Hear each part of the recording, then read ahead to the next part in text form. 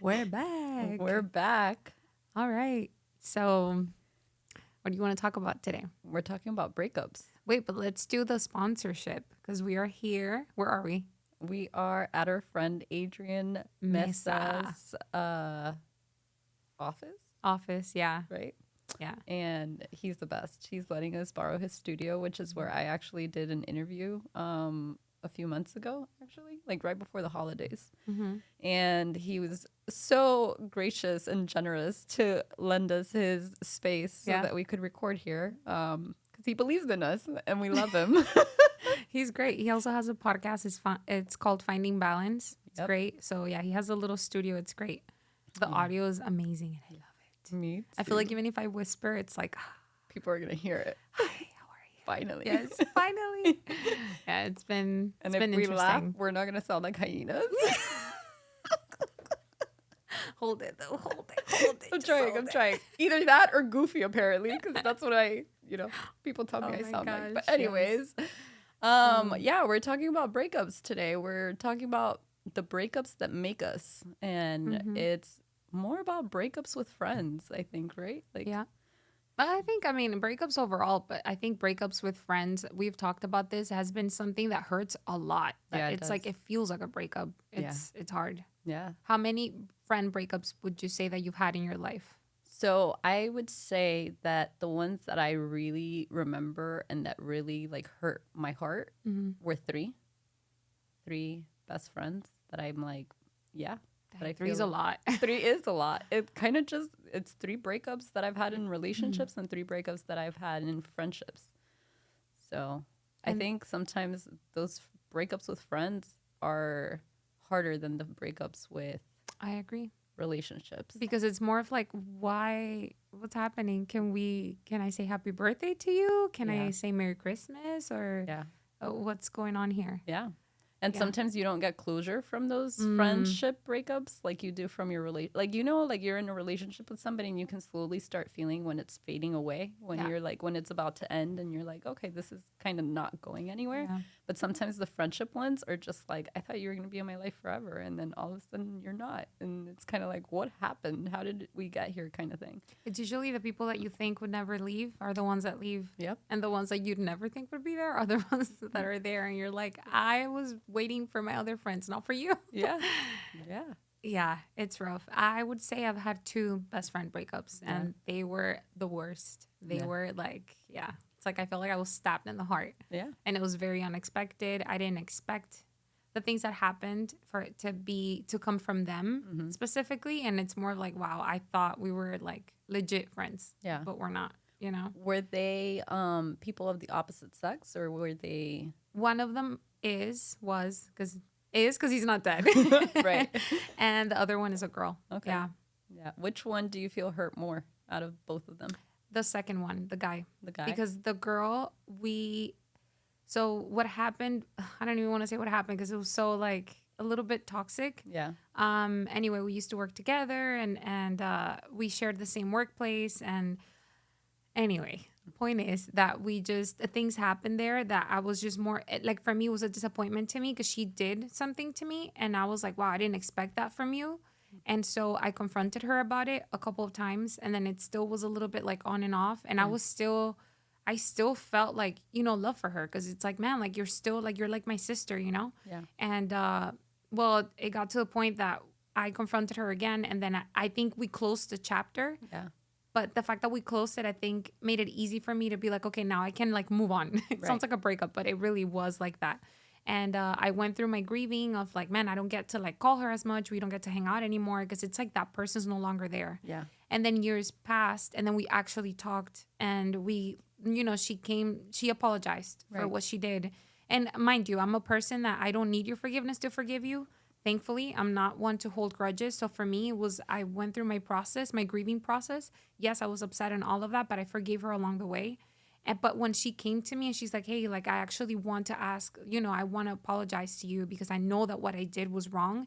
By then I was already over it. I'm like, girl, it's fine. We caught up for a little bit and that's it. So for me, I think that was a closed cycle, Yeah. a closed chapter. Yeah. But for the second one was very like unexpected. And we haven't talked ever since. And it's like, I don't get it. I don't know if you still consider me a friend. Do you hate me? Do you not hate me? Like, it's weird. Yeah. And it's not that we did anything to each other, but it was more of like, I don't know. He just sent me a text and he's like, I think we need to, like, kind of Go our separate go our ways. separate ways. Yeah. So, And I think that that's one of the yeah. things that I mean, I've had to learn out of those 3 friends that I lost, that it's like you are going to have people in your life for a season, and once the season is over, it's kind of like, okay, well, you can't hold on to people too tightly Yeah. because you kind of have to let them go. And as hard as it is, it's like, okay, you served your purpose in this last season. Yeah, And now I exactly. have to move into the next chapter and to the next season of my life. And unfortunately, sometimes you have to shed old skin and also shed old friends. And so,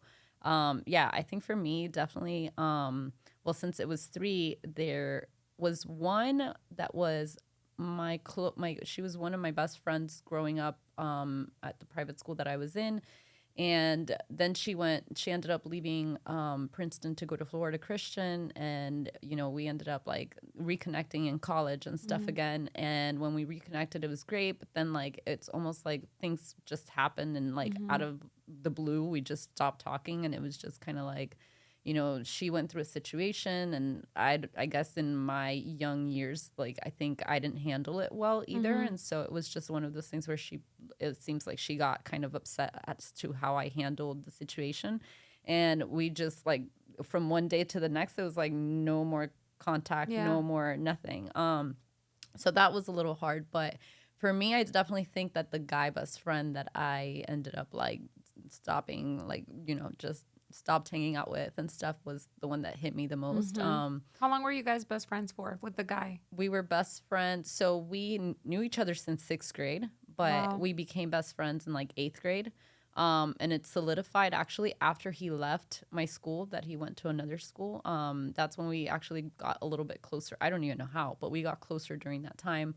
And we went separate ways in college and stuff, but somehow we would always, like, every time he would come back down, it was like we would always connect and reconnect and all this stuff. And I don't know, it just became one of those things where now I look back and I'm like, was it platonic type of love? Like, was it like one of those things where you're like, yeah, I like you, but then I don't like you when you like me, and like back and forth, and it just became kind of like toxic, like you said, and Yeah. it's just this whole constant push and pull of like, when I like you, you don't like me. When you like me, I don't like you. And yeah, a lot of things happened. And then, we stopped talking for a few years, tried to like rekindle the friendship, I guess, a few years ago. And then it just kind of died down, and like things happened. I mean, it never like went into inappropriate stuff, but Yeah. I feel like, we just got to a point where we were like, either I was trying to force it too much, or I felt like he wasn't like willing to like step up and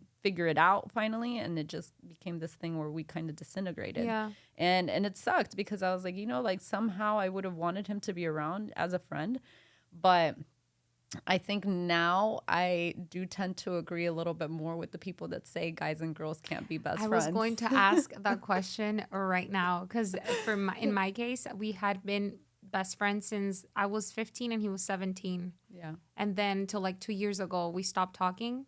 And I've always wondered, I'm like, can guys and girls be best friends? Like, is that a thing? Because with him, we had a super awesome connection. Yeah. He knew when I was upset. I knew when he was upset. And it's like he knew exactly like the things that I liked. And but it was like more of like a family, like he was like a brother to me. But at the same time, I know like at one point or another, there was like a little bit of a connection here and there. Nothing ever happened or anything like that. But I started to think like, man, can guys and girls actually be like best friends, like with no feelings from from the girl or from the guy? But I think there's always like one person that catches feelings, right? And then they're just kind of like cool with it, like no, I'm good, all right. And then they see you with a boyfriend, and then it's like, oh yeah, I'm actually feeling some type of way about this. Oh yeah. And I had to deal with that way more than he probably did, because I've told you this before. I've never been really like a serial dater. Like, I'm very good on my own. It sounds like a serial killer.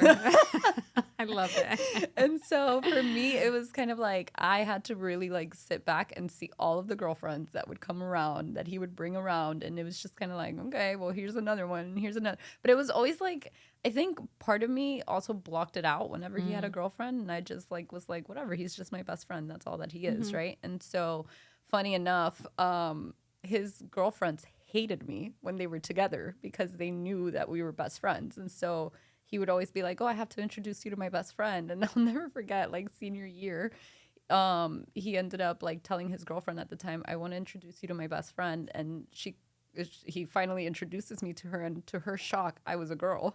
And I think she was expecting like a guy. Oh, And so of course yeah. she was like, "What the heck?" Like, and Yeah. she didn't like me like right away. And then it just got really bad. And like the next girlfriend he had, same thing. She didn't end up liking me. And so I always had to deal with that. But it's funny enough, now I have actually, they've reached out to me and we've talked and we've actually all become friends. And I'm like, how am I? Not that we're friends, but like we're cool with each other Right. kind of thing. And like a lot of them will say now, like they're like, it's crazy because when I was with him, I didn't like you because I was like, Jealous. yeah, There's some jealous, jealousy there. and you guys were so close, and I could see how much of a connection you guys had.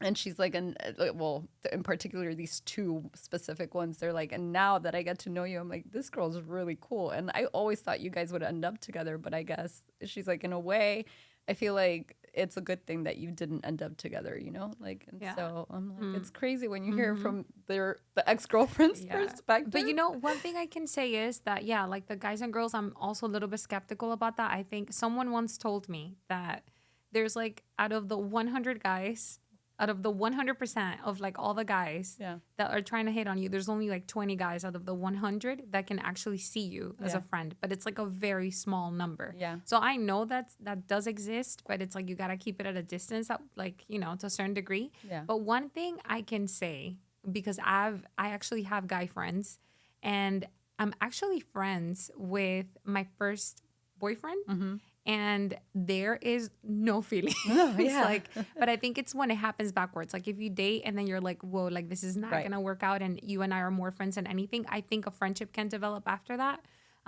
So thankfully for me, like it's not like I'm friends with, not that I've had many boyfriends, but I could say with my first boyfriend at the time, I mean, we dated since I was 17 to 22. Yeah. And mind you, that's kind of a long time.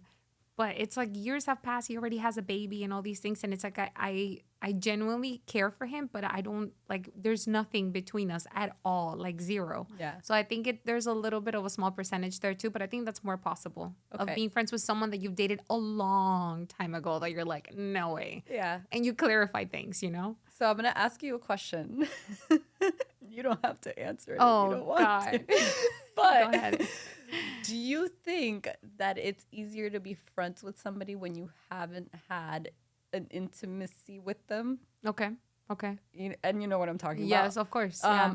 After you've dated them, because like if you date somebody and you Oh, haven't gotten right. intimate Yeah, with them, yeah. do you feel like it's easier to be friends with them than when you've actually been intimate with them? It's 100% different. Yeah. Yeah. I just answered the question. It's 100% different. Okay. Mind you, this is like, I've only had 3 boyfriends and no. Yeah. Mind you, I was very young, so nothing really happened in that sense. So I think that's why, because it was never, like we were best friends, but we were in a It relationship. was all very innocent. Extremely Yeah. innocent. And Extremely innocent. and that's the one thing that I look back because I'm like, we were friends from 8th grade all the way up until like college, right? Because I really can't say that the last few years we were best friends because we grew up, and now I realize we really grew apart too. Like I was growing differently than he was, and Same. we ended up, you just end up growing apart. You Right. end up going in different journeys, like whatever. But we never did anything like that. And so for me, it was like, it was easy to love him and to care for him and to be like, I could see myself with him potentially in the future, but never to hold like a grudge towards him or to hold Yeah. resentment towards him because it never got to that, like Yeah. it never was like a physical thing. And so like, I feel like I realized very quickly how important it is for me to connect to somebody more emotionally than to connect to them physically. 100%. Because Yeah. I also think, going back to the situation, like it was such a puppy love that Yeah. it was more of like we just went our separate ways and we ended things great. It was like, no, like we're not meant Right. to be. But this was with your each other. ex-boyfriend, not with your best friend, not with your guy with best my friend. first boyfriend. Yeah. That like we never really did anything. It was very innocent. It was very puppy love. So I think we ended things very like Amicably. extremely. Right. And obviously we went our separate ways. I haven't seen him ever since. Like we never, but it's like, hey, happy birthday. Like we catch up with each other. Like, happy birthday. How are you? Merry Christmas. He just had a baby. So congratulations. Like I genuinely care for him, Yeah. but it's not, we are both very like, no, you know? Yeah. And so I think it's different. But with my best friend, no, never. Like we've never, no, we were always friends, you Yeah. know? But there was always something lingering there Yeah. from him. At one point, I think it was even from me in high school. Yeah. But like it was, I don't know. I think we just always kept it very like friendly in that sense, like as friends, as just friends. Right. So yeah, I mean that sucked. I was gonna say something and I completely forgot. I completely forgot what I was gonna say. It's okay. It happens all the time. About dating. No, it wasn't about dating. It'll come back to me. Yeah. What were you gonna say? No, that I think, yeah, I learned a lot from that though. Like I look Yeah. back now and I'm like, out of the 3 friendships that I lost, I obviously, and I think I've mentioned this before, like I've learned that I don't hold on to people like the way that I used to, where it was like in a way of like, I never wanted to let them go. Right. But I do appreciate the friendships that I have in the season that I have them in, and I think even like what happened with my guy best friend and stuff. Now I like really learned a lot as to like what I bring into dating now, right? And so I'm like, man, yeah, those breakups really sucked. They sucked more than the breakups that I had with relationships and stuff. And so like, how do I make sure not to follow the same patterns into Yeah. my life, like now with the friends that I have and even with the like dating, right? And so it's like, okay, yeah, I'll have guy friends, but I know how to keep like a certain type of distance with some guy friends to not let it get to that point. And so sometimes I feel like that can be misconstrued because I feel like sometimes there's guys that I know that want to get close and want to like have a friendship, and I know that if at some point they're gonna want something more than just a basic friendship, I just kind of like keep them at arm's length. Same. Yeah. Me too. And I'm like, I know that I'm never going to be able to reciprocate those same feelings. So instead of like hurting you, I want to protect your heart. So I'm going to Yeah. keep you at an arm's length. And sometimes that can hurt the other person because they're like, why don't you let me in? I'm trying to be your friend. And it's like, I just know that at some point you're going to end up liking me and I don't want that. Right. But then it's almost like it goes back to what I was saying. Like, I've realized that being best friends with a person can be really hard because somebody will fall. Yeah, For the that's other that's what person. I'm saying. It's different when it's backwards. When you date that person and things end well and nothing really happened, or it was like a 3 month fling, and it's like whatever. It was just a summer crush and it didn't work out. I think it's different because it's kind of like, yeah, like we tried dating, but it didn't work out, and it's more like, hey, what's up? Like, no, you Yeah. know. So I think it's different when it's backwards, but when it's that friendship that you don't know if you like that person or if that person likes you, and there's a whole confusion, I think that's when it gets a little rocky. Yeah. No, Yeah. 100%. I think the older we get, the harder it is, I feel. Yeah. I mean, sometimes I feel like, is it hard or do we just overcomplicate We things? overcomplicate it. Because 100%. I don't think it should be overcomplicated No. at this point. Like, I'm like, dude, But I think guys and girls overcomplicate it. well, we're different. And Yeah. it's something that you and I have thought about. Like, I feel like, I was telling you yesterday, I was like, I feel like girls overthink the things that guys don't think about enough. Like, and it's like we sit there and overthink the things that guys aren't even thinking about. And I'm Yeah. like, dude, why do we do that? And Yeah. it's like, and the guy's like, why are you overthinking this? Like, I'm not even thinking about it. And Yeah. I'm like, oh, okay. But we're so, like, our brains are so different from each other and Yeah. stuff.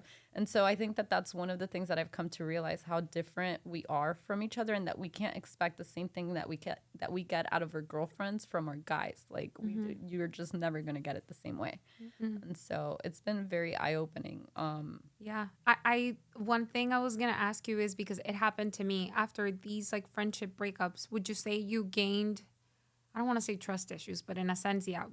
Have you gained some sort of like trust issue Yeah. when it comes to meeting people? Have you been keeping people at arm's length? Because you think of what happened and it's Yeah. like, oh, okay, this might be another best friend that, we grow really, really close and then we just drift away. Or Yeah. like, have you developed a fear? Yes. When it comes to that? For sure. Yeah, I have. I think I do realize I am very guarded, and I do have walls that are kind of up a lot. And it's goes back to what I've told you and I've mentioned before, that I have realized how much of an onion I really am, and that it does take a long time for somebody to like really get to the core of who I am. Because I think back then, like I was a little bit more, I mean, it's different too, because remember, we were like in school. So you spend time with this person in school every single day. They see you every single day with your friends and your surroundings with no makeup on the days that you have your period, like on the days that you don't feel good, on the days that you're sick. Like they see you in your good times and your bad times. So it just gets to that point where like you get so comfortable with the person that it's different, right? But like now it's like, okay, well, we're in our 30s. Everybody is, dating in a different way. Like Completely everybody different. has different ways to date, right? And so it's kind of like, how do I navigate not being so guarded, but also letting you in, but also making you work to get to know me? Because I don't want to just be an open book and be like, here, this is all that I am. It's like, no, like I want you to take the time and the effort to actually get to know me. And so it's been interesting to navigate, because it's like I was telling Adrian in the podcast episode that he interviewed me in, I'm like, now in dating, I'm like, I'm trying to navigate it differently, right? And getting to know somebody in the context of community and with friends. But at some point you're also like, okay, I don't want you to get to know me as a friend, like with friends around. It's like there's certain conversations that I will never open up in the same way around a bunch of people than I will if it's just one-on-one.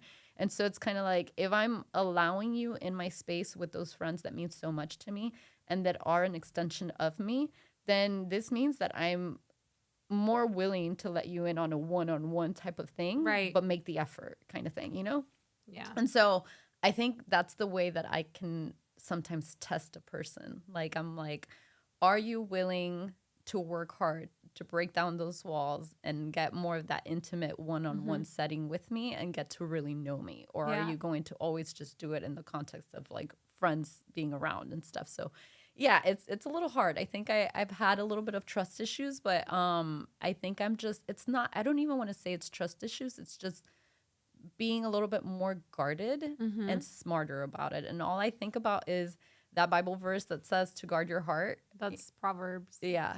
Yes, I may be wrong here. I go with my Bible mistake again. Guys, we need to invest in theology classes for Dubraska. I think it's Proverbs. Yeah, to guard your heart, because it's Proverbs 4:23, and it's above all else, guard your heart, for everything you do flows from it, right? But I think I want to guard my heart and make sure that I'm coming with the right intentions, and that the person that's coming towards me is also coming with the right intentions. Yeah. I feel the same way. I think after obviously experiences, friendship breakups and breakups overall, I think they shape you and they put this perception of like what friendships are now. Like when I meet people, I would say, I do have trust issues, but not in the toxic way. It's trust issues as in like what you said. It's like I guard myself, but sometimes I think I may be too guarded because I need to see the person in their element for me to be like, okay, I can actually open up a little bit to them. And like you said, it's like we gotta get to know each other and try little by little, and then I'll see if I feel comfortable with you. If I don't feel comfortable with you, that's how it's happened with you and like other people that I hold close to my heart. It's like it took time, and as time went on, I noticed that you and I clicked, and I'm like, okay, she gets my sense of humor. To me, that's so important. You get my sense of humor, you're in. And little things that you tell me, I'm like, okay, she's trustworthy. Okay, like I can see that she means well, because it's really important to have that discernment of reading people. Absolutely. Not everyone means well. No. Just because we go to the same church or like we believe in the same things, that doesn't mean anything. No. People are people and we're not perfect. Yeah. So I think that that's something I've learned. I've learned that not everyone's meant to sit at your table. Right. And it's okay. That's something that I came to terms with, that I don't have to feel bad for not wanting to hang out in a setting where there's random people that I may not click with, and me saying no, like, hey, no, I actually don't feel comfortable being there. Yeah. Just because you may be there or someone else may be there. Because, there's always those events. It's like, oh, come tag along and we'll just like mingle. And I'm like, no, I don't feel comfortable in that setting. So I've become more comfortable in my own skin and knowing who I want to surround myself with. Yeah. So I think that's really important. And it goes back to that verse for sure. I think that's super selective, important. I feel. Extremely selective. Yeah. I'm very selective. And I'm a huge fan of 101s, for sure. Oh, yeah. Me too. I love 101s. Like, I could only get to know you so much in a circle of friends or of people. Yeah. That it's like, let's just hang out. It doesn't mean that, even if it's with someone from the opposite sex, it doesn't mean that we're going on a date. Right. let's just talk. Right. And that's it. And I you think know? that that's where it gets complicated because I Yeah. feel like all of a sudden people think that because you're going on a one-on-one thing that you're automatically putting a story in your head No. of, oh my God, this is a date. Oh my God, he likes me. And it's Mm-hmm. like, no, it's not even about that. I'm just trying to get to know you in a As a more person. intimate setting. Like Right. it's just an intimate conversation, one-on-one. Like Mm-hmm. it's completely different than Yeah. when there's other people around and sometimes somebody is taking on the conversation more than the other person. So you're kind of like, like it's just Yeah. like it flows so much better. And so, yeah, I think that that's one of the things that's a little bit harder, especially when you're trying Mm-hmm. to date as a Christian, I feel, right? Yeah. Because you're trying to do things differently from how the world is doing it. And so you're Completely trying, different that it's so yes, complicated. yes. And I'm like, dude, like it shouldn't be this complicated within the church, Mm-hmm. right? Like it Mm-hmm. shouldn't be this complicated. Like, why are we overcomplicating it? But it's like all of a sudden, like, I know one of the things that I, tend to get worried about sometimes is the perception of other people. Mm-hmm. Like how are these people, like once people start questioning things and asking things and stuff, I'm like, what are they seeing that I'm not seeing? Or like, why are they asking these things? Or why are Yes. they Yeah. questioning these things? And it's like, well, what if it's going to make the other person feel uncomfortable? Like, it's not even about me because I'm like, I know where I stand. I know what I feel. I know what I But you don't know think. the But I person don't that's know in what the front of other you. person feels. And I'm like, oh crap. Like now if they're questioning me, are they questioning them? And what if they start feeling uncomfortable? So I start thinking too much about the other person. And so that's where it becomes so friggin' complicated in the church. And I'm like, Yeah. why? Like, why do we do It's this? I think dating, yeah, church and worldwide, I think dating. I think maybe outside of the church, It feels easier. if we didn't have the views that we have and the values that we have, it probably would be easier in a sense, Yeah. quote unquote. But at the same time, it sucks because people don't like commitment nowadays. It's so Yes. hard to commit and to stay in their Yes. relationship and to make it through. It's like people get married and then there's a huge fight and then they get a divorce. Yeah. It's like, but I also think that happens in the church too. It's like it's just all mixed up and it's so complicated. Yeah. No, I agree. So I, I don't know. what have you learned in your single season?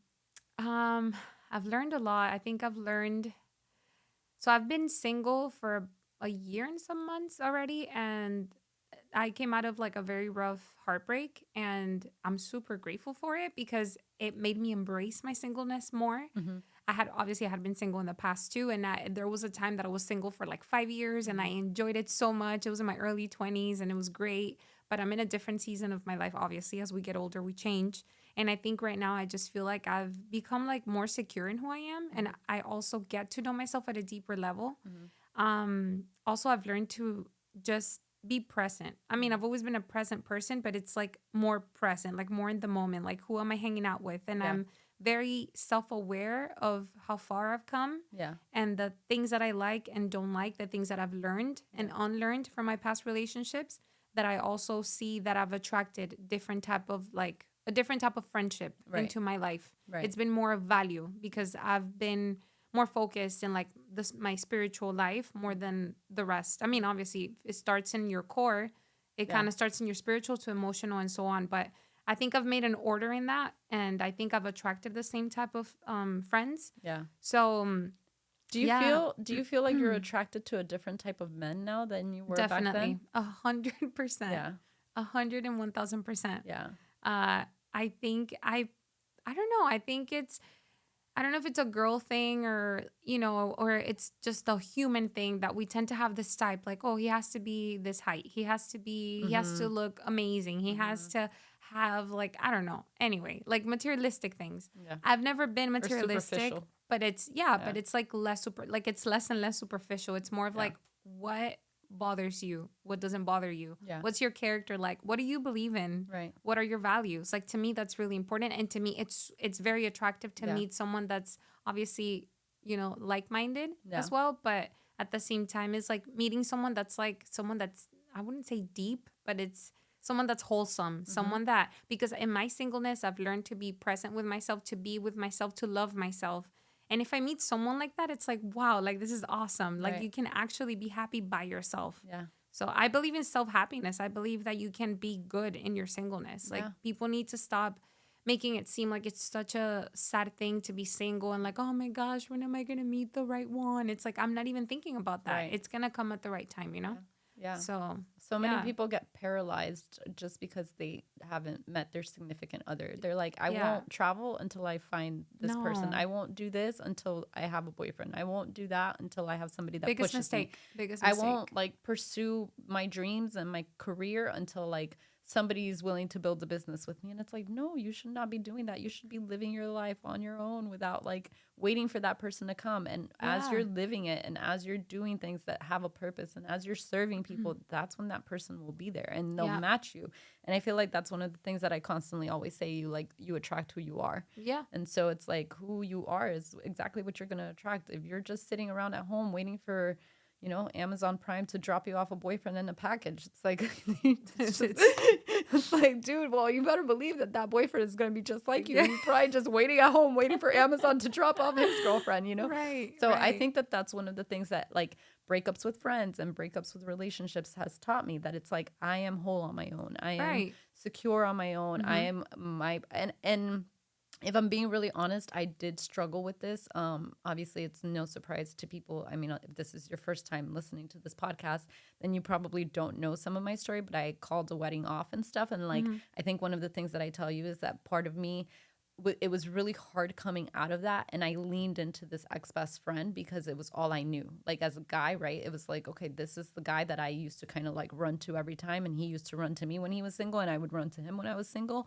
But it became this whole thing of like that was my identity. It was either I was my ex fiance's fiance or girlfriend or whatever, or I was this guy's best friend that everybody knew we had history with. And so I didn't know who Andrea was without these two guys in my life. And Mm-hmm. so when I saw myself in the middle of this, like, oh my God, now I really don't have either one of these guys. Like, what am I It's supposed like, to who am do? I? Who am I? And I'll Yeah. never forget. It was like, it was one of those things that I felt like it was una cachetada en la cara. Like it was like a slap in the face because I'll never forget my ex best friend telling me, you need time to learn how to be alone. And I got so mad at him because I was like, how dare you tell me that I need time to be alone when you've never learned how to be alone because you've always had a girl after another girl after another girl. And to me, it just felt like an excuse. Like, I'm like, you're just not willing to step up and Mm-hmm. now figure things out between us. And you're just trying to run from it because you know that you're going to have to step up. And now you're telling me to try to be alone.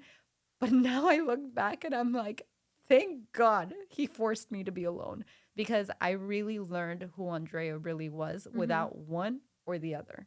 And it Mm-hmm. was the best thing I could have ever But done. let's flip the coin. I feel like him telling you that is something that he knew that he needed to do, but he didn't do it. He didn't 100%. have the right mind 100%. to do that. 100%. Yeah. And it even got to the point where, like, my parents loved him. I mean, we had obviously grown up together at this point. Like, you know, he would have, like, he would spend Christmas with us sometimes. And, like, he would always come around for the holidays. And, it was one of those things where he told me, he's like, I just know that I can't give you what you deserve based on the life that your dad has given you. Mm-hmm. And, you know, there's something about people that are drunk when they tell you stuff because the Yeah, truth really comes out. And he it was drunk does. at the moment. And I was like, and in the moment, I'm like, are you kidding me? Like, I'm here. Yeah, like, this is what I've been trying to figure out with you for so long. Like, what makes you think that you're not enough? Like, to me, he was enough, but he felt like he wasn't enough. Right. And so I'm like, yeah, it was just this whole ordeal of like, you're trying to tell me to be alone, but you've never been alone. And you're trying to tell me that I need to find myself. But it was all the things that he didn't want to do Mm-hmm. that he was pushing me to do. But now I look back and I'm like, I'm glad that you pushed me to do all these things because that's, you know, his rejection was kind of Yeah. kind of a redirection. And now I look back and I'm like, my taste in men It's has so changed different. completely. And It's I you rip up that list. It's like 100% no list. no list Zero whatsoever. list. Like, Yeah. I look back and I'm like, the type of guys that I was attracted to back then is not what It I'm didn't work attracted to out. anymore. It didn't work No, out. it's not what I need. What I thought I wanted is not what I need anymore. I've dated guys that physically I'm like, wow, they're beautiful, my type to the T. It's like, wow. And it didn't work out. It's like that's not there's so much more Yeah. than just that, than just your type. Yeah.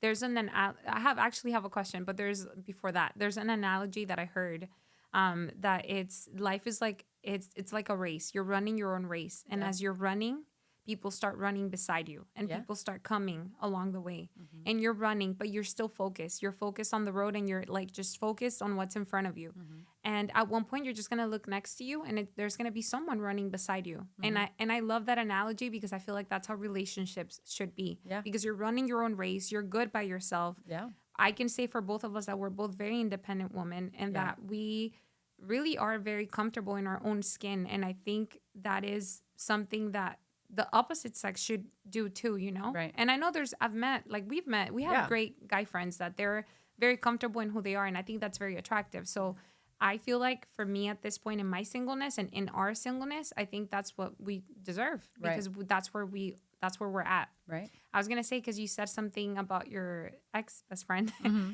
that he didn't feel enough, Mm-hmm. but I think it's not feeling. I think it's a belief. Mm-hmm. It's like, do you believe that you're enough? Mm-hmm. So my question is, do you believe? Do you think or do you believe that you're enough? Me? Yeah. Myself? Yeah. Yes. Absolutely. Why is that? Because I don't know, but I do.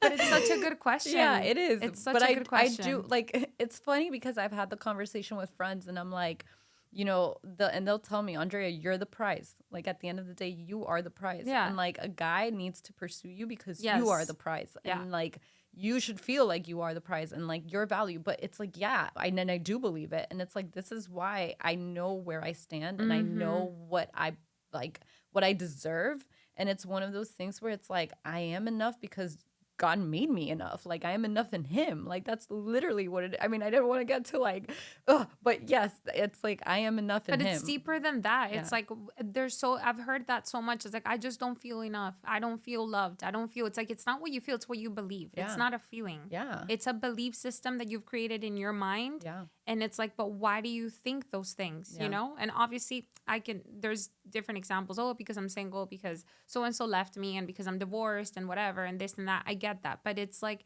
even in those circumstances, do you still believe that you're enough? But Because that's- when you don't, you're paralyzed. That's just a story you're telling yourself too. It's like a story you you're tell yourself. literally making yourself a victim of your circumstances. And at the end of the day, it's like, okay, yeah, those things happen and that sucks. And yes, it sucks to go through heartbreak and it sucks when It's you the get worst dumped thing and in it the world. sucks when you call a wedding off and it sucks Yeah. but it's like, what did you learn from it? You know, like what did you learn from it? So like, it's funny because my mom, I love my mother because she has prayed to the point where I think sometimes the skin on her knees is no longer existent from Wow. how, you know, and it's to me, it's so powerful. I'm like, that if I can be anywhere near what my mom has been as a mother to my children, like I'm going to be a great mom. Yeah. But my mom's always been the type of mom that she's like, she prays for the friends that I have around me. And she's like, you know, God, if these aren't the friends for her, like remove them from her life and remove those people that aren't going to be of a good influence and remove those people that are pulling her away from her relationship with God. Right. Or with you. Obviously she's talking to God. Right. But, it comes down to like, I was talking to a friend of mine, Rebecca, and she's always the person that like flips the perspective on us all the time. She's like kind of the one that flips the coin on us. And she was like, you know, she's like, have you ever thought about, you know, we pray to God to ask him to remove people from our life that is not meant to be in our life. But have you ever prayed to God to remove you from the life of people that you're not meant to be in their life? Wow. And I was like, dang, I was like, that is good because it's true. Like, we can say like, oh, if they're not the person for me, remove them from my life. But it's like, no, if I'm not the right person for them, remove me from their life too. Because But I feel like if you pray for them to be removed from your life, you're already being removed from their no, life. yeah, but it's kind of like making you flip the perspective to not make yeah. it all about you, to make That's it about true. the other person too, right? That's Like, a good point. because sometimes you can bring in toxicity into your friendships and into your relationships and like bring in things that you're not going to make the other person a better person. Yeah. You might make them fall. You might make them like do things that they shouldn't be doing. And so it's like, instead of praying to God to have them removed from your life, it's like, if I'm going to be a person that's going to kind of like bring them down, then remove me from their life instead, Yeah. you know? So I think it's kind of just changing your perspective on things. What would you say is a deal breaker for you? In friendships or in relationships? Both. In friendships, I think trust is a big thing for me. I think consistency too, like the loyalty and consistency. Like, how consistent are you as a friend? Are you showing up? Are you loyal? Can I trust you? Can I like feel like I can really tell you what I'm going through. Like, and it's things that we've talked about, obviously, with like social media. Everybody thinks that they know you and that they're friends with you, but it's Oh, like, yeah. no, like the people that really know me, know what I'm going through, know how I'm feeling. It's crazy because you and I have this like connection where like, if we don't talk for like a few hours or something sometimes, or a few days, like you almost know exactly what I'm going through and what I'm feeling, and you're like, are you okay? Like, why do I feel like you're feeling heavy about something, or why do I feel like I you're can tell by the way you text. I yeah. don't know I how. I know. And that's to me, that's such a like big thing, that it's like, if you're not aware of who I am, I think that that's a big deal breaker for me. In relationships, it's definitely communication. Yeah, And that's important. yeah, communication and consistency too. Like, it's like, how consistent are you with me?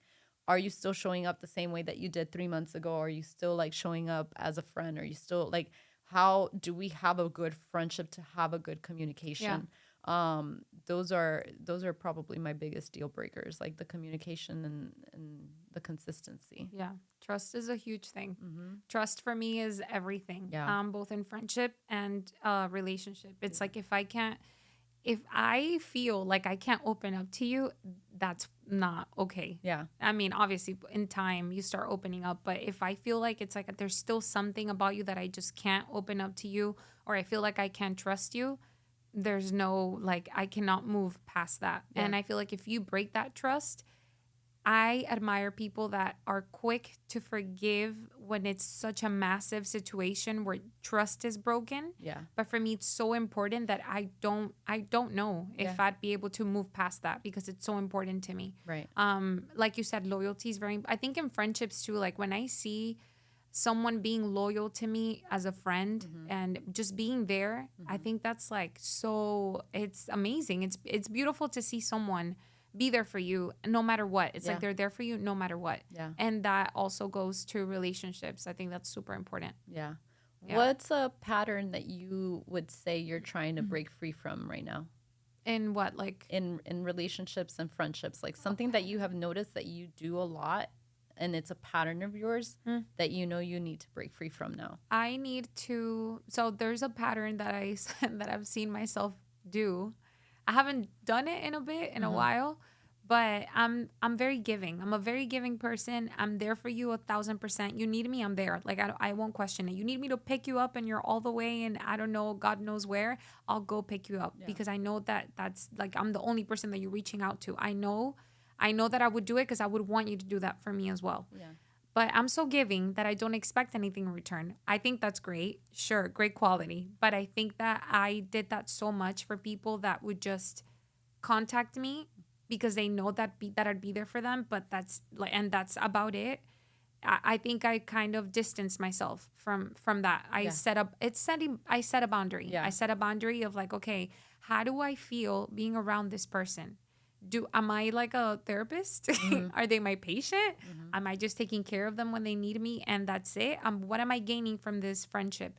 So I started, kind of training my mind in telling myself those things because I started feeling bad to the point that I'm like, but I'm being selfish if I think that. Yeah. I should just be selfless and I shouldn't think that. But it's like, no, I think I need to set boundaries because if I don't feel okay being around you and like, it's like all you do is just bring heaviness to our friendship and you just want me to be there for you, but you don't even care 1 ounce of what I'm doing or how I'm doing, or like, I don't feel your support. What's the point of this friendship? It's only a one-way street. Yeah. And friendships are a two-way street. So it's me setting that boundary. That's a pattern I've done that I've tried to cut. Yeah. So I'm good. Yeah.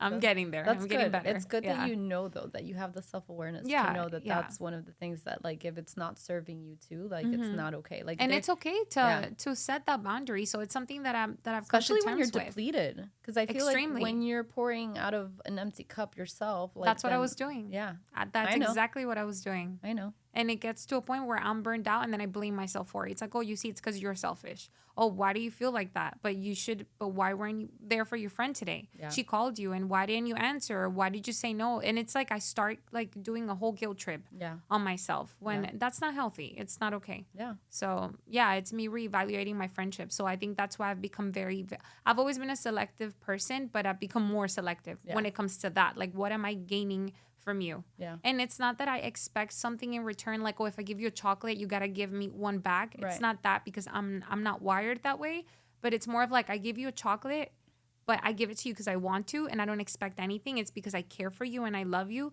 But how do you make me feel in your presence? Like, how do I feel when we're hanging out? Right. Do you speak life over me, or do you not speak life over me? Are you a pessimistic person? Yeah. To the point that I can't even come to you, that I just go home and I'm drained from hanging out with you? Like, that's not okay. Yeah. It's not okay. It's crazy that you say that, because like, people that are pessimistic do tend to drain you a little bit more than the norm. Yeah.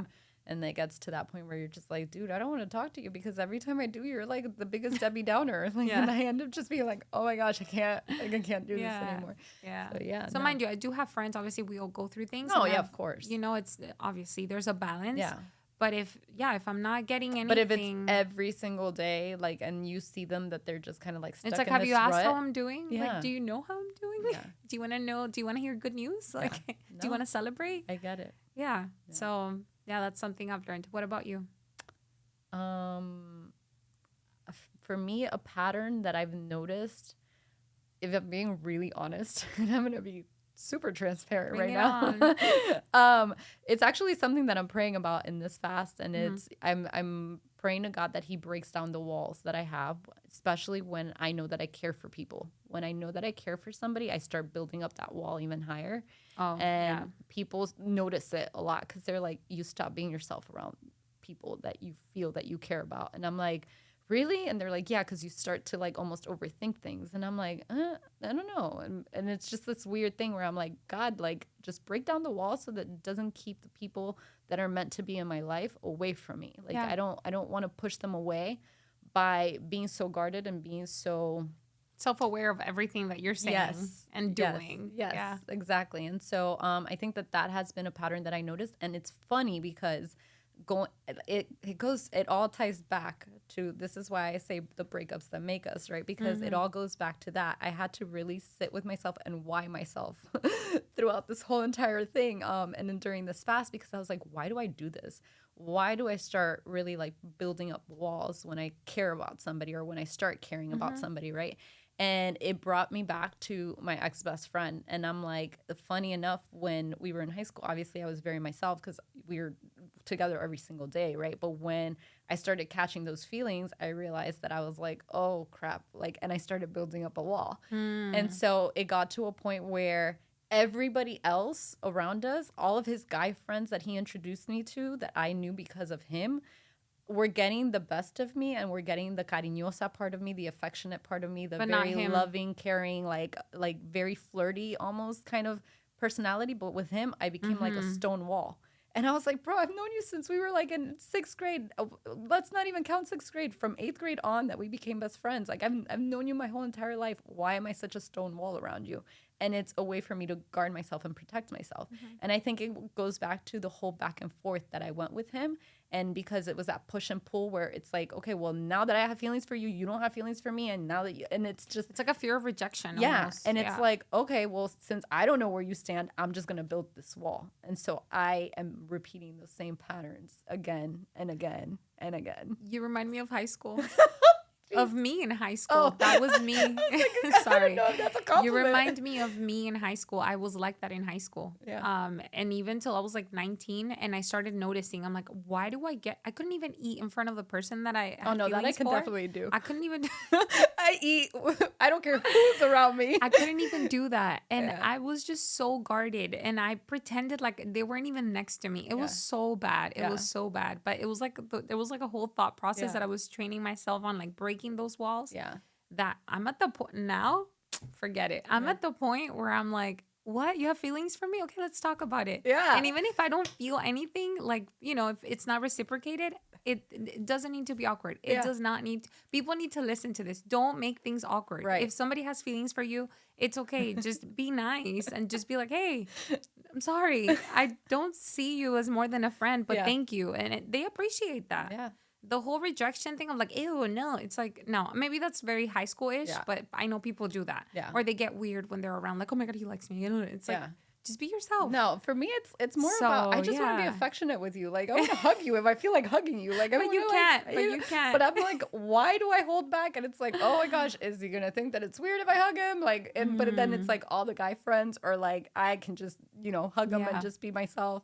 And then people are just kind of confused because then they're like, but then does But do you realize that that's all in your head? Of course, 100%. Nobody sees what's going on in your head. 100%. But I also know it stems from this situation with my ex-best friend. Yeah. And so it's crazy because it's a breakup that really made me who I am now, right? And so now I'm like, okay, clearly I still haven't healed from that. I need to let go of that. I don't think it's not that you No, didn't yeah. heal from that, but Yeah. it's just a pattern that it's in your A subconscious. pattern you're repeating. You're Yeah. repeating it. Yeah. We're humans of habits. Yes. We create Creatures weird of habits. Yeah, humans, creatures, animal. No, I'm kidding. Yeah. Yeah, we're But- crazy. No, I know. But yeah, I think, Yeah. that's why I'm like, breakups really make you who you are and Oh, yeah. really show you a completely different side of you. And they can work out for the best because yeah. obviously, like, you learn so much about yourself and you kind of are like, okay, what did I do wrong? What did they do wrong? What did I accept for too long that I should have not accepted? I think that was one of my biggest lessons too. It's like, what did I allow in my life that I needed to say, this is it? Like, I'm not doing this anymore. Would you want to answer that? Right now? I mean, if you want to. Yeah. So yeah, I think one of my things that I realized is not letting people come back over and over and over again with the same repeated patterns. And it was Okay. like, it was that one thing where it was like, they would always come back when they were single, or they would always come back when they needed something, or they would always come back. And it was like, okay, well, now that, okay, here's Andrea, always available, always being a friend, always being a good friend. And like, Been there, girl. yeah. Been there. and Been there. and now it's like, no, dude, if you keep doing this, no, I'm not gonna be your friend anymore. Like, I'm not gonna give into this. Like, it's too much. Yeah. So yeah, What do you think about something I learned is that character is very important, 100%. right? Do you think that's a deal breaker? It is. Some people can put up with a lot of stuff. Yeah, it is. I've came to terms that I'm like, no, Yeah, I can't put up with too much. yeah. In that aspect. I've realized that I have low tolerance for certain things, Me too. and I have high tolerance for other things. Me too. I mean, obviously, I bring in my own stuff too, right? So, like, you tell me I'm a metralladora sometimes, which I can Yeah. be, and that's how I know when I care about people too. When But I love hold that back that's on how what I say. that's why we get along, because we're a balance. Yeah, we are. I'm very chilling, like, okay, let's relax. It's But fine. I feel like tú te tragas las cosas, like you Sí, just me las kind of like trago. swallow them and let them build up. Yes, I do that, which is not It's the not best. good. It's not. Me? And you're more like, I'd rather I'm just gonna say express it. Like, I'm like, because you know what? I feel like if I don't express it, the only person that it's like suffocating is me. And I'm like, Yeah. I can't. For me, I need to think things like through so much, and then I can speak about it. But then I'm already like feeling like crap, And Yeah. I'm like, I need to talk about this. Yeah. And that's not good. I mean, it's both. I think both things aren't good. I think there Yeah. needs to be a balance, because I think Definitely. sometimes I get very impulsive and I'm just like, I just want to like have diarrhea of the mouth kind of thing, Yeah. And some things are worth not getting into on the moment, right? Yep. And I mean, this, that it happened to me recently, that I was just like, I'm just gonna go to sleep, I'm gonna chill, and I'm gonna wake up tomorrow, and if I'm still being annoyed about it, I'll talk about it, but if not, I was then so I'm over proud it. of you. I was so proud of proud myself you. too, because I'm like, that's not what Andrea normally does. And so, it's those little things that I'm like, okay, clearly I'm breaking free from certain patterns of like just reacting out of impulse and out of emotions. It's being self-conscious. Yeah, but I also know that when I start suppressing things, I'm the only one that's like, I feel like I'm being like a dormant volcano, that all this like pressure is like building up, and at some point it's just gonna like freaking come out. So yeah, it can be. You're like, that's me in a nutshell. Thank you for listening. It can be bad sometimes. It can be bad, but it can be also be good because I'm very expressive. Like, It's just a balance. yeah, It's a it is a balance. You balance. can't be too I think chilling in life with or anger, too. it's better to hold back on it and not But not many react. people can do that. Yeah. So would you say that's a deal breaker? Like how people handle Yes. anger? Anger. Yes. 100%. That is one of the things that I'm like, how are you when you're angry? Like, what are you like when you're Yeah. angry? Are you the type of person that will get into a physical altercation with somebody because you're angry? Are you going to be a person that's going to yell because you're angry? Are you going to get frustrated and storm out because you're angry? Like, that to me is a big thing. Like, it's like, how do you deal with anger? Yep. I agree. I know. I agree. I know. I agree. I know. It's good to be slow to anger, but it's obviously it's hard too. If you have an anger issue, it's like how do you manage it? Yeah. It's like you have to be self-conscious every single day. Yeah. Every day. My therapist actually told me one day, she's like, it's okay to feel angry. What's not okay is what you do with your anger. And it's 100% true. Not that she was talking to me, but she was just like talking about how sometimes people are afraid of feeling certain emotions. And she's like, don't be afraid to feel angry. Yeah. Be afraid of what you're going to do with that anger. Some people don't think. 100%. They become like a different person. 100%. And they do things that they're just, it's like they're possessed. Yeah. Like something takes over them. It's crazy. Yeah. Yeah. And I think I saw that too in a lot of my friends that I hung out with. In particular, there's like two people that I know that one of them I was really close to that I grew up with, and he is still one of my really close friends. We don't talk as often as we used to, but he was actually my ex-best friend's best friend. So, oh my goodness. Guy best friend. Like two guys that were best friends. I met him. I'll just say his name, Jared, because at this point he doesn't care if I talk about him. But Jared became one of my best friends through my ex-best friend, right? And Jared's, sometimes he would get really angry, and I was just like, I can't handle you when you're angry, and especially if you're drinking. Like, I gotta get out of here because it's like I just don't like it when you're angry.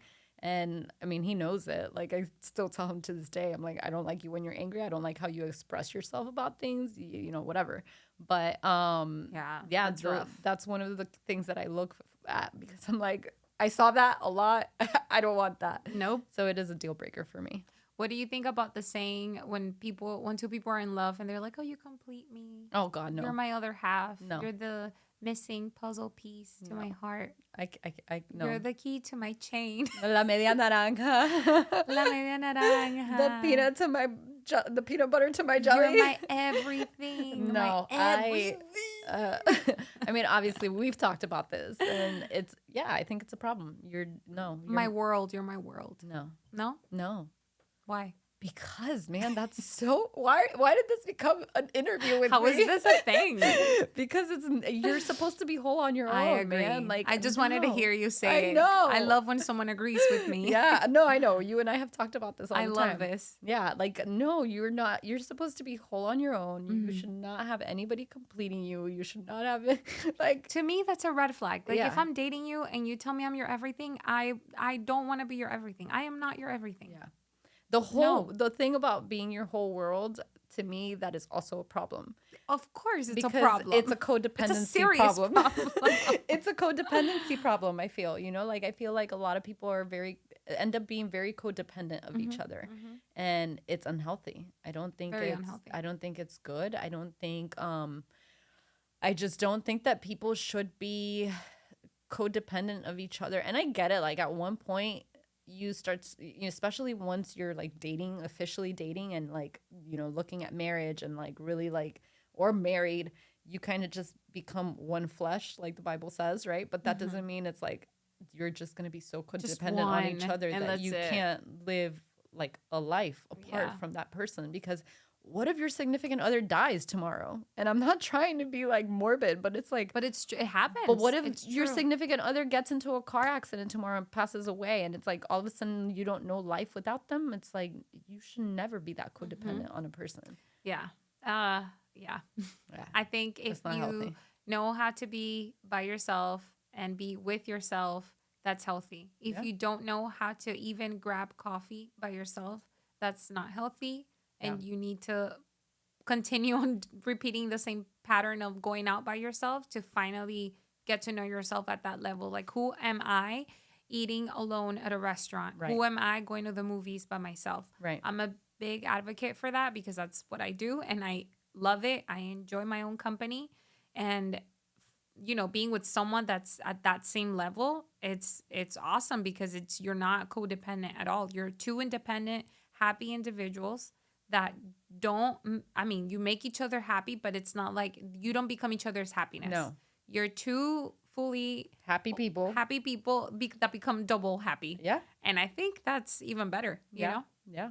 100%. Listen, we're born alone, we die alone. It is what it is. Yep. Boom, drop the mic. So, how are you handling dating within the church? Are you dating within the church? Are you not dating within the church? Have you had an interest in anybody within the church? Like, her face. I'm sorry. I just had to laugh. I love all your questions. I'm like, what? Well, because you've been asking me all the questions at this point. I'm like, I got to throw one at her. So no, I'm not dating currently. I mean, I'm open to dating, but I just haven't met anybody within the church. That you've had an interest in? I've had I've had these thoughts of like, okay, like this guy seems like a cool guy. Like I could see us hanging out and like getting along, but nothing further than that. I think it's become more of a friendship. Right. I do think that dating within the church, from seeing other people and like from hearing stories and also from seeing it for myself, it's a little complicated. I feel like people tend to send a lot of mixed signals. It's like, so we're friends. I believe in, friendship should be the foundation. I believe in that. I think friendship should be the core foundation of a relationship, because you're at the end of the day that you want to be with your best friend and you want to have great times, like like being with a best friend. But I think some people get too caught up on the friendship thing that it's kind of like you're sending me mixed signals. Like we're hanging out, this is a whole like we're at an event, or there's like different people here, but we're talking. But then it's like, are you interested or are you not interested? Like what do you mean? Like, do you want to hang out? Do you not want to hang out? And then it's like we may go on one-on-one dates and then we stop talking, and then it's just very confusing. It's like a lot of mixed signals. So yeah, that's what I've seen. That's been my observation. Why do you think people give mixed signals within the church? I've come to think, I don't know if it's like a guarding your heart situation of like, okay, I have another question to that because I think it ties into that. Geez. But but like to hear your opinion, because I think it comes to terms of people getting to know multiple people. Yes. I was gonna ask something like that. The picaflor. The picaflor situation. Yeah. How do you say it in English? I don't even know. Flower something. Picking flowers. You're literally picking flowers in a field. It's like, oh, this one's pretty, but this one's pretty too. Oh, this one's missing a petal. Yeah, like, but this one's also pretty. Make up your mind. Seriously, just make up your mind. So I think it's that. It's getting to know a bunch of people at the same time, and then it's like, I don't know, if you're hanging out with me, then today you're gonna hang out tomorrow with this other person, and then the next day, and then it's like, make up your mind. Like, what are you trying to do? So I think some people may not take dating seriously. I think it's more of a game. Yeah. Depends on the person. Depends if it comes from a place of insecurity, of wanting attention, of feeling validated. So I think it's a whole mix of that. I have seen great guys and like good potential guys that unfortunately I don't I don't see it further than just a friendship. Oh my God, I'm sorry. And sometimes I wish She's I so liked savage. It's okay. But they're amazing. I literally just brother sewed somebody today. But they're amazing guys. Yeah. They're attractive and all, but I don't know. Like, and I've hung out with them one-on-one, but I just don't. I think it's just been like more of like a friend zone situation. Yeah. And I just don't think I have met the person for me yet. Yeah. Yeah. I mean, I've been interested here and there, but it's more of like, they're cool. Okay, I can see us hanging out, but then it's like, okay, but I see you hanging out with 3 other people, and it's like, are you taking dating seriously, or are you, I don't like know. them? Do you like her? Do you like me? Do you like we? Do you like she? Exactly. It's like, who do you like? What's happening? And we're hanging out, but then we're not hanging out, and then it's like, okay, we said to hang out tomorrow, and then you're ghosting me, and then I'm like, why are you ghosting? Ugh, don't ghost people. Do not ghost people. Oh God, that is one of my biggest pet peeves. Ghosting. I lose respect for a person so much with the ghosting. Actually, you know what? That is probably Don't my ghost. biggest deal breaker Don't right ghost. now. And that's happened to me a couple of times. I'm not Yeah. within the church necessarily, but in my life, I've been ghosted before where it's like, hey, let's hang out. And then it's like, okay. Mm-hmm. And then I'm And like, then is this guy crickets. waiting for me to contact him and confirm? I'm not going to do that. Yeah. If you want to hang out with me, you're going to make the time for me. Yeah. So yeah, just ghosting overall, I cannot deal. Right. So I think it's a whole mix of everything Yeah. within the church, sadly, but yeah. Yeah. Do What do you believe that, and I mean, I asked this question before, but you can share about it Oh on no, the you're podcast. asking me questions. I love Yeah, this. because you were asking me questions. Was a I little while really ago. asking you all the Yes. I was like, questions? oh my God, she really is putting me in the hot seat. Like, I've done this plenty of times already. Do you think that people should put all of their eggs in one basket, actually? I don't, you know hablo inglés. So you have to explain that realized- expression yes, to me. I I just don't get realized it. that. Okay. Do you feel like when it comes to dating, you should just focus on one person and one person alone? Or do you feel like you should, like, it kind of goes back to what you were saying, which is why it I was reminded gonna me of ask the that, question. and you stole my question. Or do you feel, I mean, I can answer it because I gave the advice to somebody, but it's not the advice that I would take for myself. Why would you do that? Who Me- does that? I mean, okay, mainly because I feel like if you're not serious with a person, okay, actually, let me backtrack so I can explain a little bit better.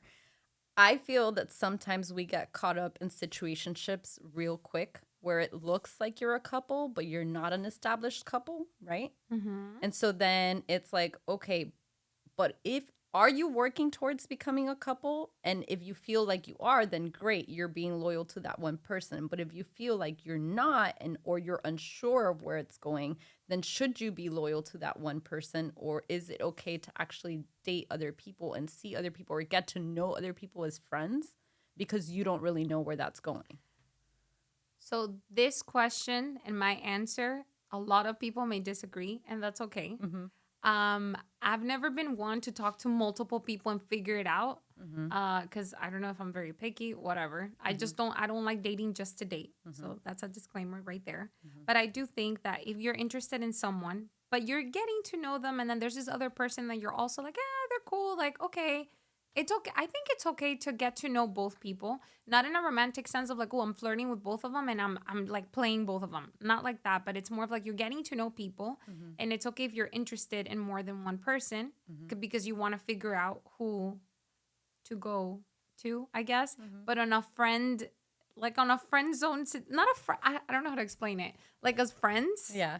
rather than just being a picaflor of like, oh, hey girl, what's up? And like, oh, I have a crush on you and this and that. Yeah. And then you tell Throwing all pickup lines. Right. Yeah. No, it's like we're legit just friends. And there's obviously you can sense when there's a connection. Yeah. We can still hang out here and there, but it's okay if I'm hanging out with someone else too, to get to know them too. Right. Unless you feel very sure about the person that you're talking to, that you can see like, okay, this is actually going somewhere. We've talked and I feel 100% about this person, then yeah, you just go for that one person. Yeah. That's it. So I think that's what I think. Okay. I think that's what I think you heard me. Okay. But now let me ask you, if you were the person that likes somebody and then that person is doing that to you, would you be okay with it? How would it make you feel if the guy that you have an interest in is now trying to get to know multiple people, including you, at the same time? Isn't like, that how like would that online make you feel? dating anyway? Isn't that what people do? Listen, I'm not. so I don't do anti-online online dating. so I don't know. I don't do that. But isn't that what people do nowadays? I guess, but I don't do things like people I don't do that. nowadays. That's why my answer may not because Yeah. I'm very intentional. Yeah. If I have an interest in you, I have an interest. Like I'm interested in you. Yeah. So you said if I like someone and then that person's like seeing other people or not seeing other people, but you know, getting to know multiple people, including you, how would that make you feel? And I'm 100% about this person. I would back off a little bit. I would definitely pull away because then it's like I'm putting my heart out there. And if I'm sure about you and you're not, it's like I would want to have that reciprocated, you know? Yeah. So if you're being honest with me and you're telling me, hey, I'm still getting to know these other people because I'm still not sure about, I would appreciate that. Yeah. I wouldn't even be mad about that. I would appreciate it. Yeah. But it gives me the chance to choose, okay, am I okay with this or am I not okay with this? Right. Me personally, I would pull away. I can't do that. Yeah. I can't. Like, that's too much. Yeah. But see, that's where there's that like, and it's not a double standard, but that's where it's like, so it's not okay for you to do it because you wouldn't like it to be done to you, kind of thing. Exactly. Yeah. But I think it's also communication. I can let you know, hey, I'm getting to know Yeah. a bunch of people. Yeah. Not a bunch of people, but I'm getting to know other people. Yeah. Are you okay with that? Yeah. I know that I'm getting to know you as well. There's feelings, there is probably some feelings here and there, but I'm still not sure. Yeah. I would communicate that. Yeah. Communication is everything. But then would you ever feel like that's kind of like, you're kind of like not the first choice? Yeah. To me, I'd be like, no. I honestly, personally, I can't do that. Yeah. For me, I'd be like, no, I deserve to be the first choice. If you can't see me as the first choice, then I'm walking away. Like, I know my value. It goes back to the question you asked me. Do I think that I'm enough? Yeah. Like, I'm like, if you don't see that I'm enough and you feel like you need to be entertaining other people and getting to know other people, then it's like, but wouldn't you appreciate someone telling you 100%. what they're up to? That's exactly my point. 100%. And then I'll know, hey, do I want to step into this? Do I want to continue on talking to this person? Then that's on me. Yeah. Blame on, shame on me. Yeah. If it doesn't work out, shame on me. Yeah. I knew what I was getting into. So, but I do like communication. Yeah. I'm not wired that way. I'm really not wired that way. So maybe my point of view doesn't make sense, but yeah, I could see it from like when people do online dating. I have friends that they've done online dating and it's cool with them. I couldn't keep up with all the conversations. I don't know. I was like, I've never really done it. I tried it and I was like, I'm too old school for this. Like, I just cannot do it this way. So now talking about this, because Britt even mentioned it on her episode and I was like, I can relate so much to you. Mm-hmm. Have you ever felt like you don't fit in? Like you're like an outcast? Yes. Like in the dating world of like, why? Because that's happened to me. Even in my past relationships, I'm like, but why do I think this? Like, why am I like this? Why am I wired this way? Like, why do I think this way? Why am I so quote unquote old school? Even if I don't want to be, it's like, I feel like it's forced by, trying to be someone that I'm not. And I've tried that.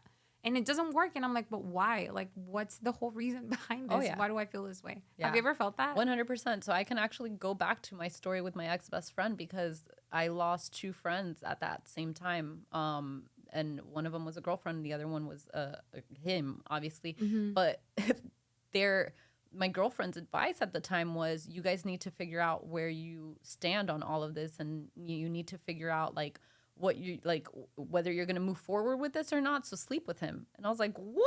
I was like, that is not good advice at all. Like, I don't want a guy to choose me because I'm sleeping with him. Like, that is not the reason to choose me. Like, you're either choosing me because you want to be with me and you are in love with me, like you say that you are, or you're choosing me, or you're not choosing me because I won't give you what you want. But it's like, that was terrible advice. And so, but for me, I struggled with it because I was like, man, how do other people do it and why can't I? Like, and it's like it's so weird, and this may sound wrong, but sometimes I'm like, man, I wish I could just not care. I wish I could just like listen to that advice and be like, you know what, you're absolutely right. I'm gonna do it. But my conviction screams so much louder than what everybody else says and what my mind says. My convictions in my heart screams so much louder as to like, you can't it's like do that. Can't. No, like you have to value yourself so much more because no, you just can't and you won't. At one point, this is definitely a toxic thought, but I when I was going through my depression and all that stuff after my breakup, I was like questioning so much of myself, like, why am I this way? Why am I wired this way? Why this, why that, and this, whatever.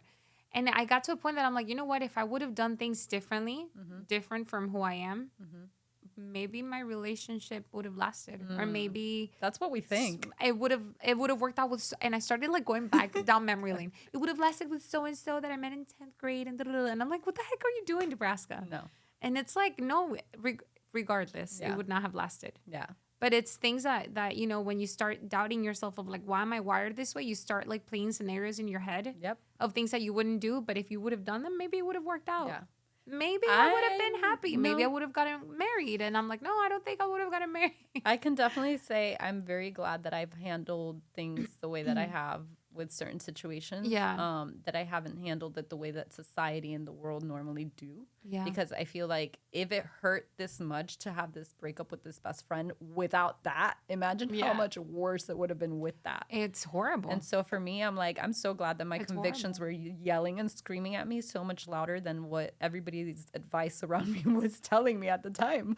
And so that's when I was like, who am I going to for advice? Like, that Wow. needs to change. Yes. It's like going to like for advice for marriage. Yeah. And the person has been divorced like 5 times. Exactly. It's like, oh, what do you think about marriage? Pastor Rich says it all the time, and I whatever, I threw his name out, but he always says that he's like, don't take advice from people you wouldn't trade places with. Of course not. And it's like, these people are giving me this advice, and I'm like, but would I want to live the life that you live? Do you admire them at all? Do you look up to them?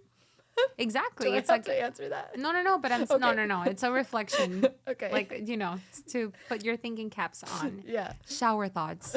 Yeah, it's like I think about them. Like if I go to advice to you, because I've gone to advice for advice to you, and I'm like, well, do I admire Andrea? Do I like the person that she is?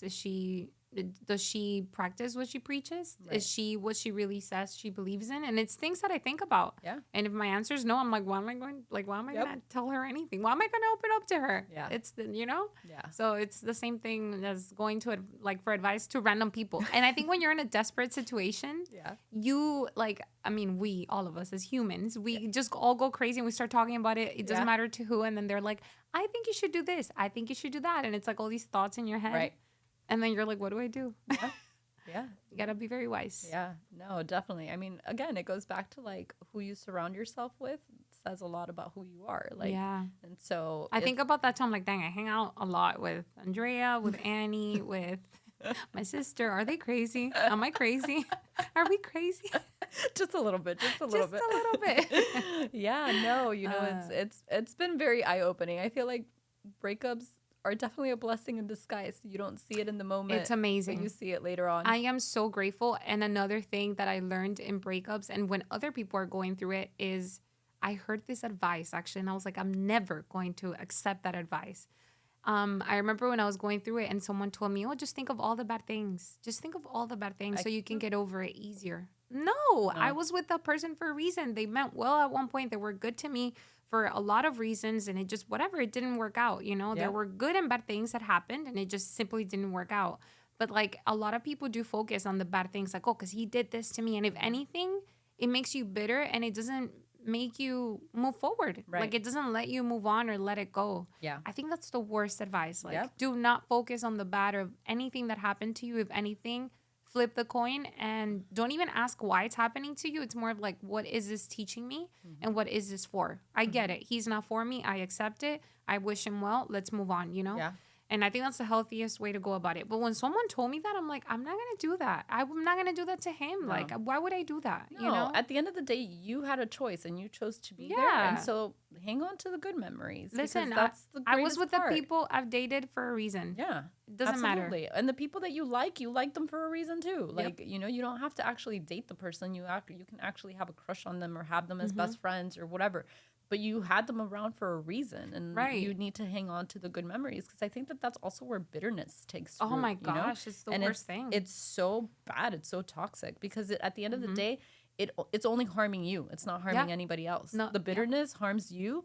It takes root in your heart and it starts spreading on like everything, and then it spreads on your mind. It spreads on your soul. On your friends. On your friends. It spreads everywhere, and then it spreads on your future relationships because you never healed from them. Or you're bashing that person so much, so it's like, we get it, man. Like, we get it. No, 100%. That's the worst. I think, I look back and I always look back at all of the memories that I had with those friends, like with heartfelt. They feel like heartfelt memories. They feel I get nostalgic, and I'm like, man, I miss those good times. I miss the times when we used to do this. I miss the being able to be in a room with this specific person and that they could read me like better than I could read myself. Like they knew when I needed to be handed something to drink or when I needed or how I liked my drinks. Like that, I didn't have to worry about those things. They served their purpose during that season, and that's it. Right. And we move There's on. actually a psalm that I wanted to share that I really like, that it says, because I think I always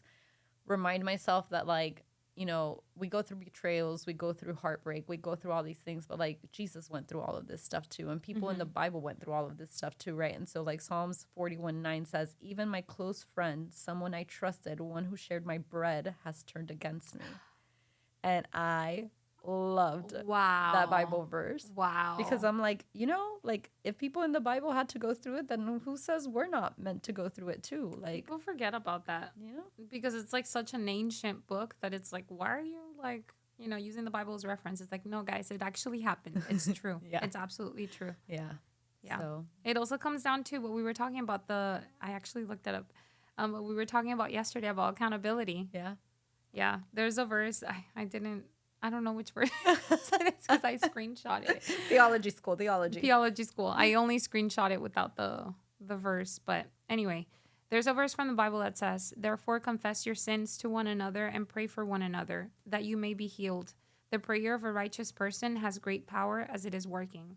And to me, that's powerful. Well, By the way, it's James 5:16. Oh, perfect. Yeah, and James has been my book in this last season, so it's so powerful. But when I read that, I'm like, that is so true. I love how this was written like thousands of years ago, and we're here reading this, and it's so accurate to our lives, and it's having friends, and even I pray that I want to be married one day, and I pray that person holds me accountable for the things that I do, and I hold him accountable for the things that he does. But right now, in the present times, I love the fact that I have friends that like you that hold me accountable, that I can feel so open and vulnerable to the point that I'm like, hey, I did this. Tell me more.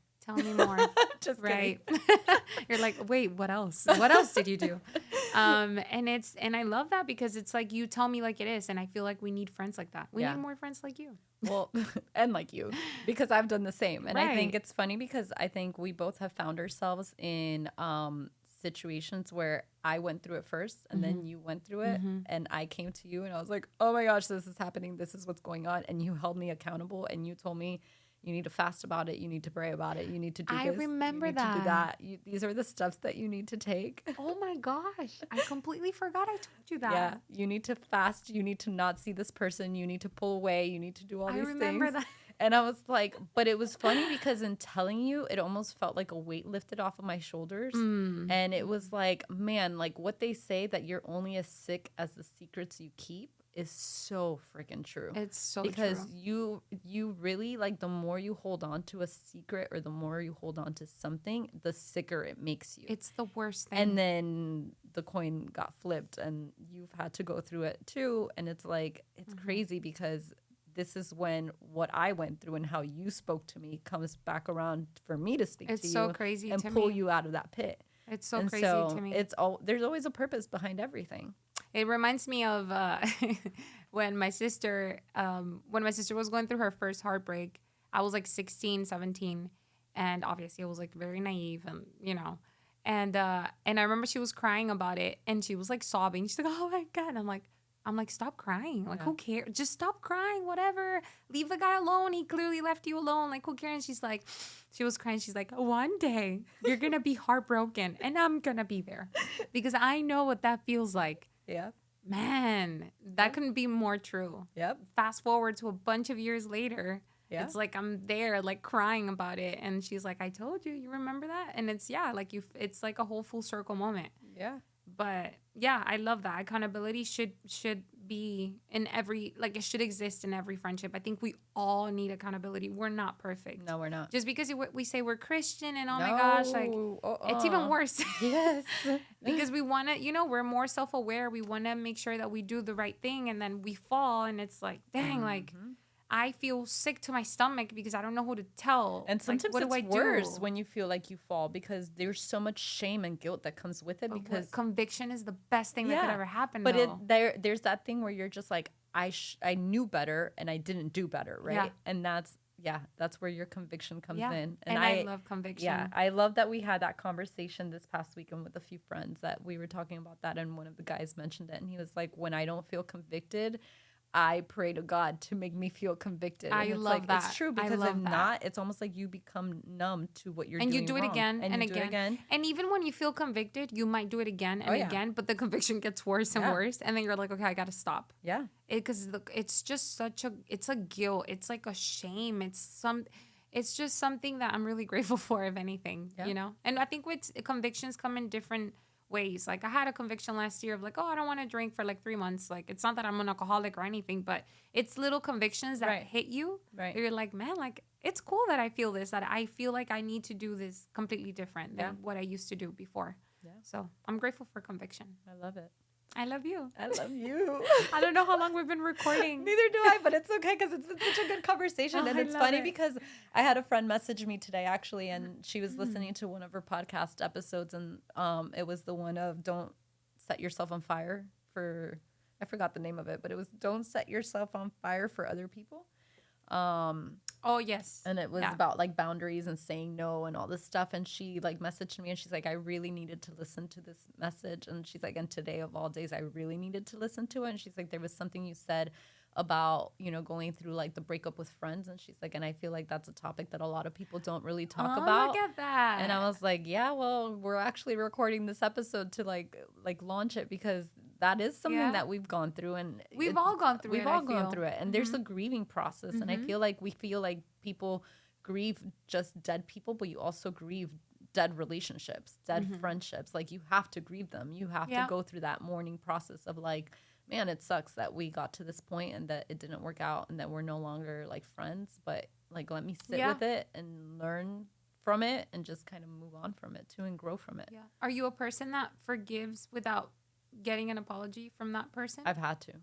Okay. I've had to, and it's been kind of hard because I think I'm one of those people that has always, because I am such an emotional person and I love deeply, like I want to be able to have a conversation with the person and be like, hey, I love you. I care about you. Maybe we're not good for each other. Maybe we're not good as friends, but I want you to know that I still care about you and that I still love you. And when you feel like the other person almost didn't respect or love your friendship enough to have that conversation, that's when it hurts the most. It's like you, all this time you said you loved me and you cared about me, but then you couldn't actually sit down with me and have that conversation and say, I'm sorry for this.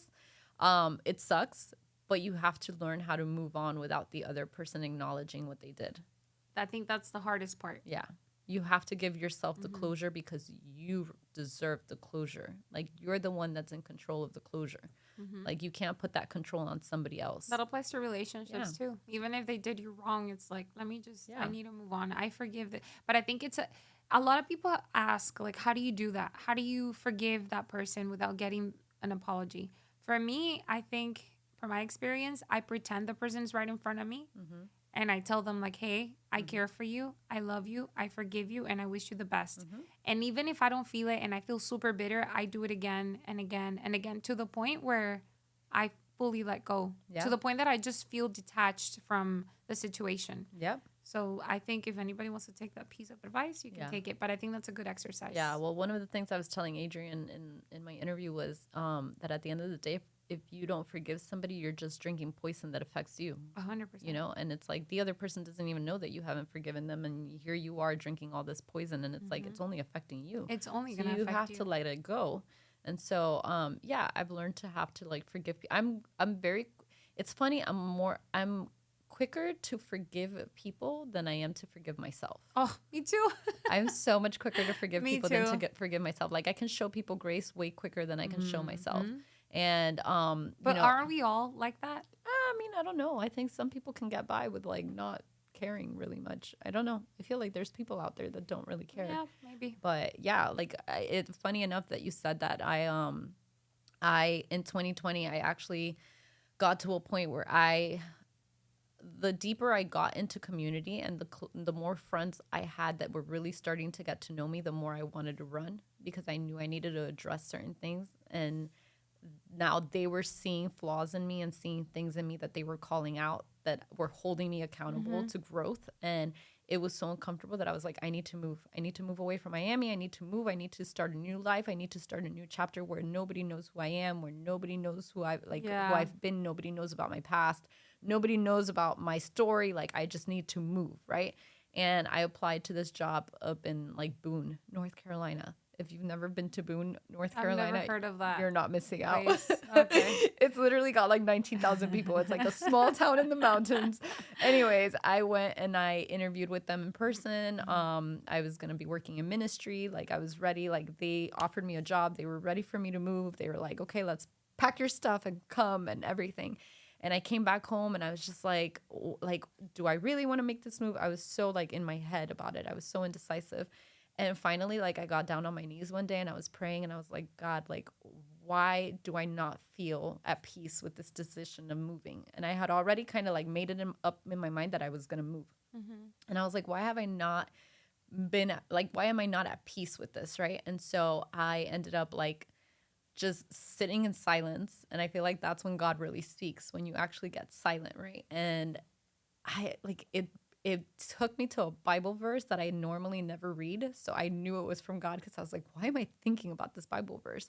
And it was about moving mountains. And I was just like, okay, what are you trying to tell me? And so I just sat in silence a little bit more. And it was one of those moments where it was like, you don't have to move to the mountains to move mountains. And I was like, oh, what the heck? I was like, okay, what are you calling me to do? And so it was forgive. Like, you need to forgive, but in order to forgive, you have to confront the situation, Of even if the course. other person doesn't want You to were running confront it. away. And I was running from it. So I got in my car one night and I drove to this bar that my ex-best friend works at. And I sat in front of his bar Wow. and I literally just, he saw me walk in and it was just one of those things where like, he was probably like, what the heck is this girl doing here? And I said hi to him and I grabbed a beer and I just sat in front of him and I just stared right at him. And it was one of those things where when I looked in his face, I was like, this is what God wanted me to do, to confront this without even speaking a word to him. Wow. And I got home and that night I felt so heavy. And I got home and I laid in bed and I just was like trying to fall asleep. And I was tossing and turning all night, tossing and turning all night. And it got to like 3 a.m. And you know me, my fourth watch, between 3 to 6 a.m. If God is calling me to pray, I get up and I pray. And I got up at like 3 something in the morning. And I was like, at this point, I haven't slept. And I got down on my knees and I just started praying for him. And I was like, God, you know what? Like, I saw a completely different person from the person that I used to know.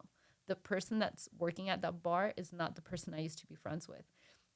And so I need to let go of the old person that I was friends with because that's not who he is anymore. And I just had this like long prayer with God where I was like, just bless him, bless his heart, heal him from everything that he's been through, whatever. I went into this deep prayer. I cried like I have never cried You before. let it all out. I let it all out. I bawled and I was just like, at that moment, I felt like something had shifted in me. And Wow. I was like, I didn't have to move to Boone to get away from my past. I needed to just release it, forgive it. Like, that's all I needed to do. I needed to forgive him. I needed to forgive myself. I needed to forgive the situation, the story, all of how it happened for me to move forward.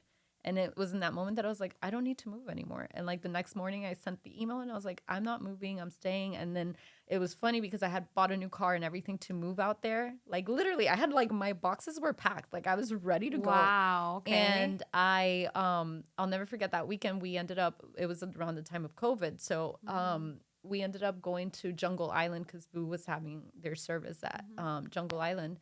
And that's when they said that they were bringing church to Somi. And I was like, now they're bringing it even closer to me. And it was in that, like, it was during those days that I knew I needed to stay planted because staying planted is where you grow. And I was like, Look at staying that. planted in Miami is where I'm growing and where I know that I have this community around me that I needed to stay here for. And I have seen that community grow so much more since I decided to just remain planted where I was at. Wow. So forgiveness did a huge number on me. And I will always be that person that advocates for people to forgive other people because you have no idea how God is going to grow that. So It's crazy that you say, I just had a moment. But to be planted is where you grow. Mm-hmm. And the analogy of plants themselves, how they grow Mm-hmm. when you water them. Mm-hmm. And I think of tears. Mm-hmm. When you're going through something and your tears are falling, Mm-hmm. they're falling where you're grounded, they're falling where you're standing. And while they fall, that's exactly where you're growing. Mm. When you said that, I'm like, that is so Dang, that funny is that you had to good. come back Yeah. to where everything happened. Yep. You were back in your room, you were crying right where you felt so guilty or where you were struggling, Yep. only to cry it all out and to just release because that's where you're planted. You're planted here. So, Boom. Mic drop. mic drop. You literally left me speechless. Yeah. So, yeah, that's what forgiving those people from your past and your breakups. That's what they do. Breakups sometimes are a blessing. And I think it's not even like you said, it's forgiving as you go. And at this point, I pray for all those people. I still care about them, of course. It's not that I don't care about them. Obviously, it's different now. Yeah. But I still pray about them. I think about them from time to time. And I really genuinely wish them well. I've never hated not one person that I've ever been in a breakup with, whether it is romantically or friendships. It's more of like they served a purpose and during that season. And if anything, it molded my character and it shaped me to become the person that I'm meant to be today. Yeah. And I thank them for it. Yeah. And I just hope everything is going well for them. And I do pray for them when I think about them. Yeah. So, yeah, it's easier said than done, but Yeah. it's been so long already. It's like I Oh, pray yeah. about them. Like if Yeah. I see them, I'll say hi to them. It's not like I'm holding anything against them, Yeah. but Right. Same. I learned to practice that. Even when I was going through it, I'm like, I'm going to pray for them. Yeah. Even if I don't want to, I'm going to pray for them. Yeah. And yeah, Yeah. God is good. Yeah. Amen. Amen. Amen, sister. And with that, we wrap it up. We know We it's wrap been it a up. long episode, but it's been a good How one. long do you think it's been? Probably been more than We an didn't hour. even have a freaking clock or watch or No, nothing. but you know, sometimes that's This good is because it's awesome. supposed to be a conversation over dinner, and dinner can sometimes be long, Yep. and it's appreciated. And I Whoever think... listens to this, you're a champ.